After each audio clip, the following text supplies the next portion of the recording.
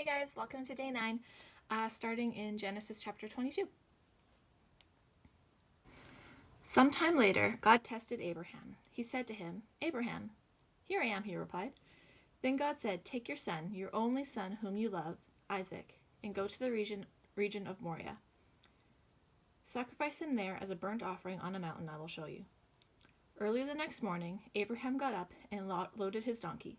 He took with him his 2 servants and his son Isaac. When he had cut enough wood for the burnt offering, he set out for the place God had told him about. On the 3rd day, Abraham looked up and saw the place in the distance. He said to his servants, Don't know if you heard that, but something just dropped.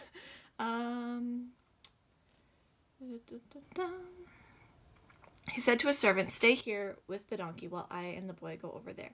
We will worship and then we will come back to you." Abraham took the wood for the burnt offering and placed it on his son Isaac. He himself carried the fire and the knife.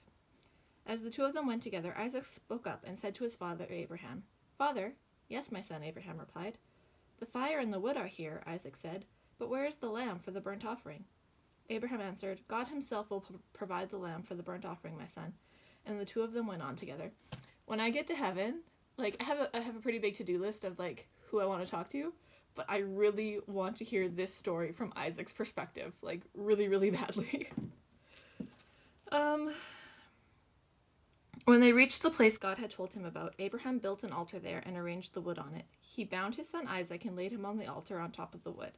Then he reached out his hand and took the knife to slay his son. But the angel of the Lord called out to him from heaven, "Abraham, Abraham." "Here I am," he replied.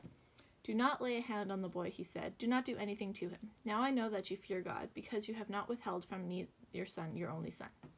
Abraham looked up, and there in a thicket he saw a ram, caught by its horns. He went over and took the ram and sacrificed it as a burnt offering instead of his son. So Abraham called that place, "The Lord will provide," and to this day is said, "On the mountain of the Lord it will be provided."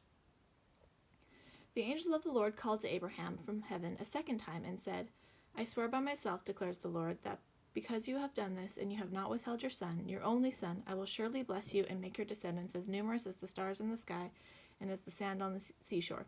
Your descendants will take possession of the cities of their enemies, and through your offspring all nations on the earth will be blessed, because you have obeyed me." Then Abraham returned to his servants, and they set off together for Beersheba, and Abraham stayed in Beersheba. Sometime later, Abraham was told, "Milcah is also a mother, and she has borne sons to your brother Nahor. Uz, the firstborn, Buz, his brother, Kemuel, the father of Aram, Kesed, Hazo, Pildash, Jidlaph, and Bethuel.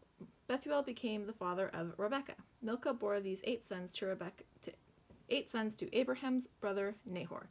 His concubine, whose name was Reumah, also had sons: Teba, Gaham, Tahash, and Makkah.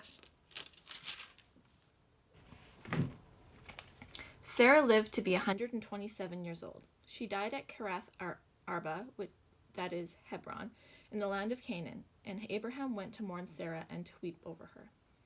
Then Abraham rose from beside his dead wife and spoke to the Hittites. He said, "I am a foreigner and stranger among you. Sell me some property for a burial site here so I can bury my dead." The Hittites replied to Abraham, "Sir, listen to us. You are a mighty prince among us.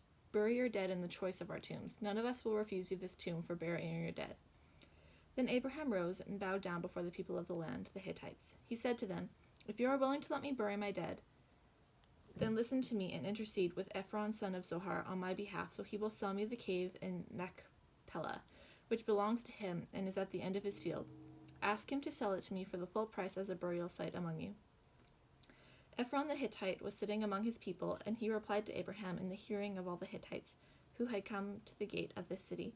"No, my lord," he said, "listen to me. I give you the field, and I give you the cave that is in it. I give it to you in the presence of my people. Bury your dead." Again, Abraham bowed down before the people of the land, and he said to Ephron in the hearing, "Listen to me, if you will. I will pay the price of the field. Accept it from me so that I can bury my dead there." Ephron answered Abraham, "Listen to me, my lord. The land is worth 400 shekels of silver, but what is that between you and me? Bury your dead."